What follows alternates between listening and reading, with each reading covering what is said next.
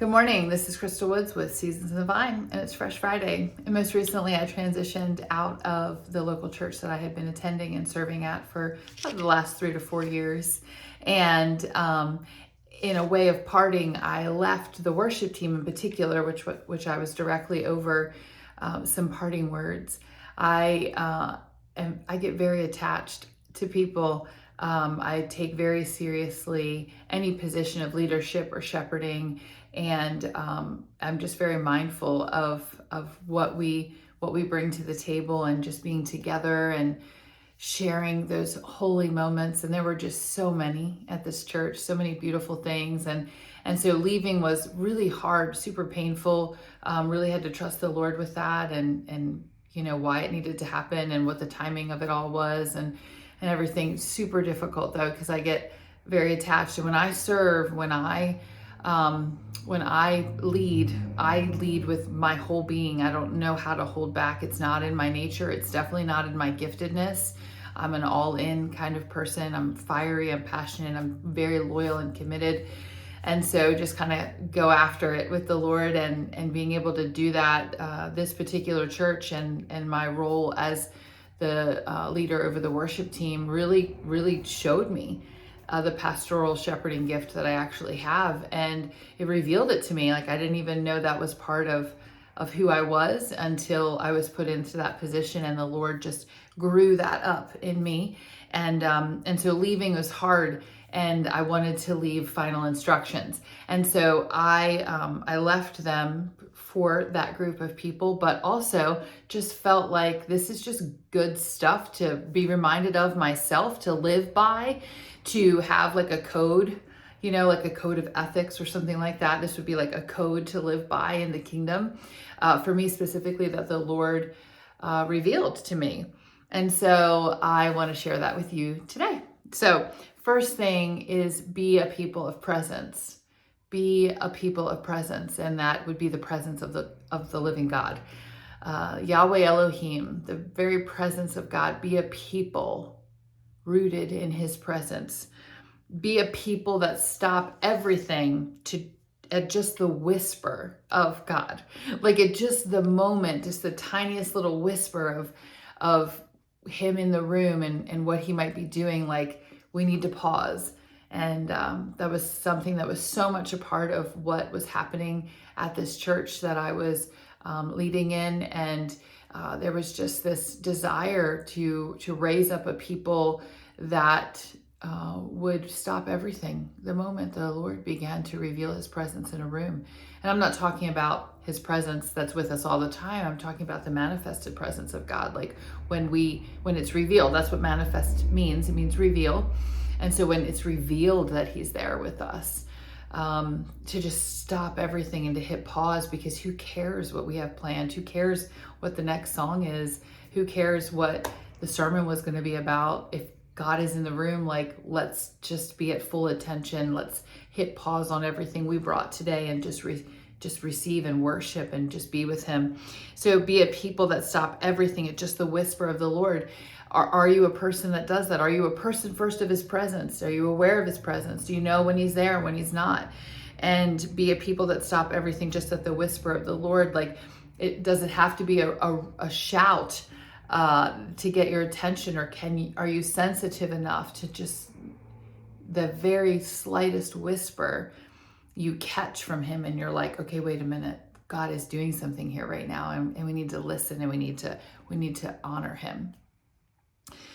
The thing that I want to be most known for in my life is as someone who's wholly devoted to God, like just completely devoted to the Lord, above even my family, above marriage, above kids, above vocation, above everything, above friendship, like God first, like truly forsaking everything else. And there's been such a season of that right now, and I'm still in the throes of like forsaking everything else but him, and learning what that looks like. It's radical, it's challenging, but I want to be known most for just being someone who was absolutely about the Lord and his business all the time, absolutely about his kingdom and his righteousness all the time, and that it would show in my family, in my marriage, in in my children, in my friendships, in my vocation. Like, it would show everywhere.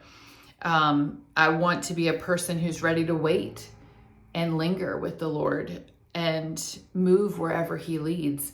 So that just goes back to the presence. That goes back to stopping everything at just the whisper of the Lord and being known to be about him, and everything being devoted to him. And in that, having to wait sometimes and linger when he says to linger, and then to go when he says to go, and to not be in a race to check something off. If he's there and he's slowing us down, I just don't think there's anything more important than that. I just don't. Just time with him. And I was definitely a doer. I was a get things done person before. And that was one of the most radical things the Lord did in me was, and none of it really mattered. All that mattered was him and my relationship with him and what he was saying and what he wanted from me in that time. All that mattered was worship. And so in leaving this group of people that I had been leading, I wanted them to be reminded of these things. Another thing I said, to literally be a living sacrifice.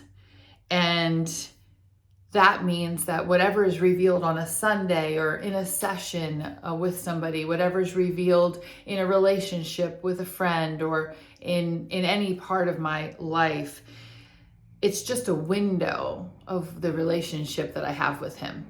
It's just a window. And so that living sacrifice is the call, because when we do step out in ministry and things are happening, whether I'm preaching a sermon or praying over someone, whatever that looks like, it's a window into my real relationship with the Lord. What is stewarded and tended to in private will be made manifest, will be revealed in public. You better believe it, either in a good way or a bad way. And so we need to not live for the moments of publicity in public life. We need to live in the moment all the time with the Lord in that private place. Living in relationship with the Lord every minute of every day, knowing him, knowing what he likes and what he dislikes, seeking to please him above all things. Another thing I said to them is be a glory chaser. Be a glory chaser. His glory though, not ours. Not mine, not yours, not ours, but his glory. Wherever his glory is being revealed, go there. Be a glory chaser. Be among people who are like-minded in that. Oh my goodness, the things that you will see. And also go into places maybe where that needs to come, and maybe you'll be the people that bring that. But honor the glory of the Lord and seek the glory of the Lord and live for his glory, for his fame, for his name to go out among the nations, like to live in that place. And then the final thing I said to them, and I'll say to you, is you are the gift. You are what you give back to him. You are what he desires. You are the gift that you bring. It's you. And let him play you. You're the instrument. And this was for a worship team, but just apply it to yourself. Like, you're the vessel that he wants to rest on and in. You're the vessel that he wants to pour his glory out and pour from. You're the gift that you give back. You give your whole life back for him and to him. You belong only to him. So let him have you. Let him have you. That is the gift you give back. And so I don't know how this will speak to you today or encourage you today, but I just wanted to send this your direction in case it blessed you. It's a way of just bringing things back to what really matters. And what really matters is the Lord and his glory and his kingdom and his righteousness on the earth. That we are ambassadors of him, and that the best way we can represent him is to actually have that relationship all the time with him that is on display sometimes. It's just a window. So whatever someone sees in my life or your life is just a window of what actually goes on in the private places, in the everyday lull of life. And so much love. Hope this spoke to you in whatever way the Lord wants. And I'll see you next time.